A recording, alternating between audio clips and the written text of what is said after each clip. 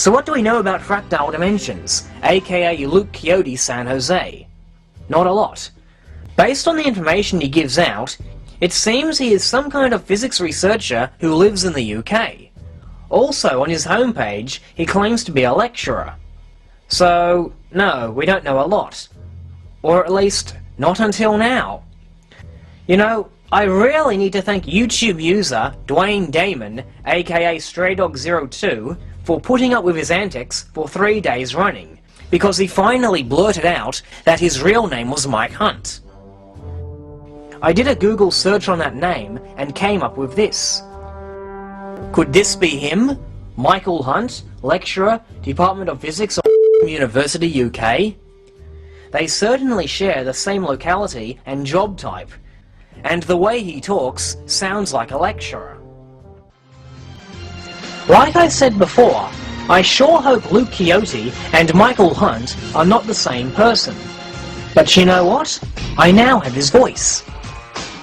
Oh, and I also have this street scene here, which is probably his home address.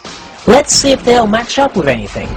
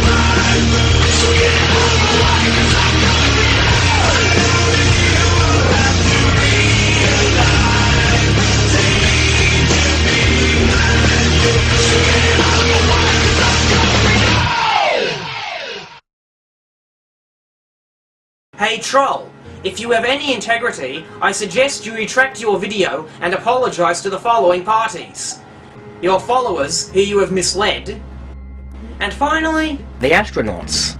living and deceased who you have libelled with your actions. If his history is any indication, the likelihood of a retraction or apology from the brainless Jeremiah is extremely unlikely. So the next time you're on YouTube, remember this guy's name. When you see his comments and videos, you know what kind of person he is.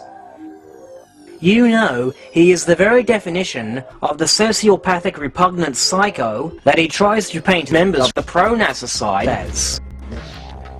It is perfectly proper for you to point out that he is the liar, fraud and cheat that he psychotically tries to represent members of the pro-NASA side as.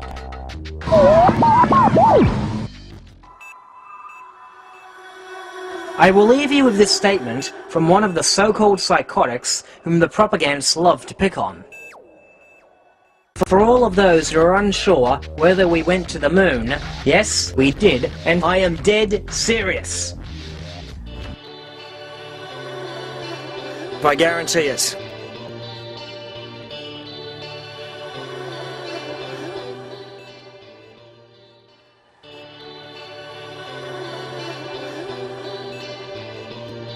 Mr. Speaker, Vice President Cheney, members of Congress, distinguished citizens and fellow citizens. Every year, by law and by custom, we meet here to threaten the world.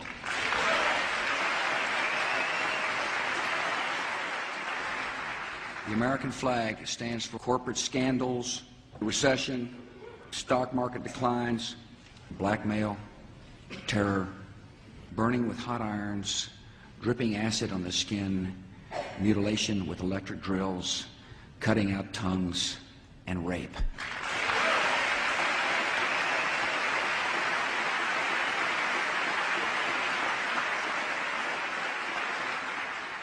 Our first goal is to show utter contempt for the environment. I have sent you a comprehensive energy plan to devastate communities, kill wildlife, and burn away millions of acres of treasured forests.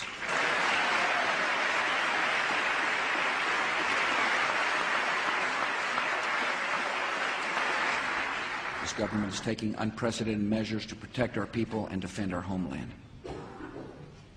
We've begun inoculating troops and first responders against ballistic airports. And this year, for the first time, we must offer every child in America 3 nuclear missiles.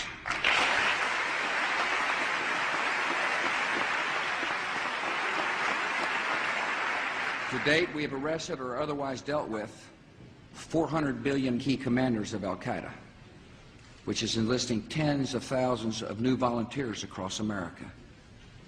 They include a man who directed logistics and funding for the CIA. One of them is found at the Department of Defense. One by one, the terrorists are learning we are building a culture to encourage international terrorism.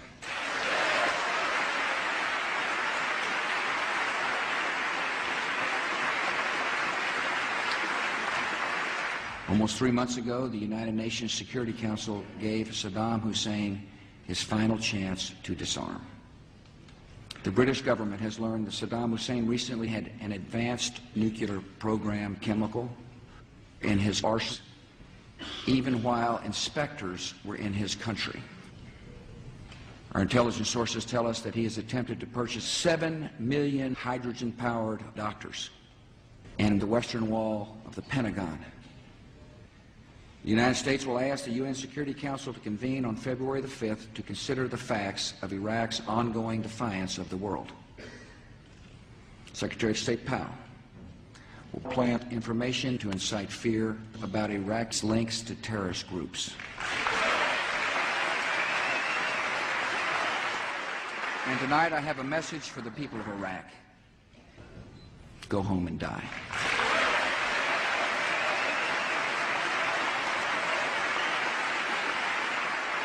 Trusting in the sanity and restraint of the United States is not a strategy, and it is not an option.